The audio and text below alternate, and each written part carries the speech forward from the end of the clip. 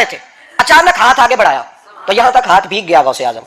ہاں کھول کے دیکھے، کھول کے بات کر رہا ہوں، ہاتھ یہاں تک بھیگ گیا. مرید کہتے ہم نے پوچھا حضور پانی بھی کوئی نہیں، ہاتھ بھیگ گیا. میں چپ کر کے سبق پڑھو.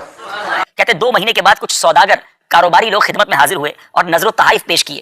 حضور نے ہمارے آگاہ ہونے کے لیے ان تاجروں سے کیفیت پوچھی.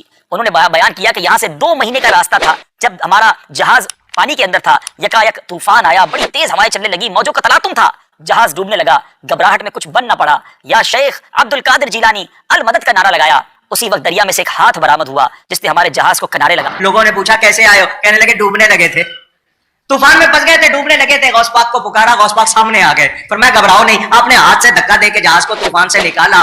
کون سا دن تھا، کون سی تاریخ؟ انہوں نے بتایا. انہوں نے نکال کے دیکھا، وہی تاریخ تھی، وہی وقت تھا، وہی منٹ تھے. تو مولانا اشرف علی تھانوی صاحب امداد المشتاق کتاب ہے صفحہ 46 اسلامی کتب خانہ سے شائع ہوئی ہے، اس پر لکھتے ہیں شیخ عبد القادر جیلانی رحمۃ اللہ علیہ کے ریفرنس سے. ادھر آپ کو پتہ چل جائے گا کہ توحید کیا ہے ان بزرگوں کی. وہ کہتے ہیں کہ ایک دن غوث اعظم شیخ عبد القادر جیلانی، غوث اعظم سب سے بڑے مشکل کشا شیخ عبد القادر جیلانی. سب سے بڑا مشکل کشا کون ہے؟ بلکہ اللہ ہی مشکل کشا ہے. اس کے ریفرنس سے کوئی ہے تو وہ ظاہری اسباب میں، غائب میں پکارنا اللہ کے ساتھ خاص ہے.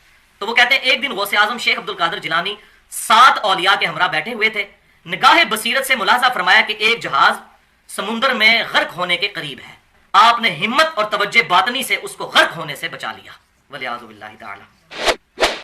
مسلمانوں کے ملک ہڑپ ہو گئے، عراق کو کھا گئے یہود و نصارہ، افغانستان کو کھا گئے، پاکستان بھی تقریباً کھا گئے.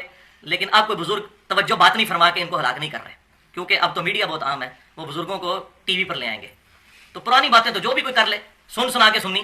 ہم کہتے ہیں پڑھ پڑھا کے سننی ہو.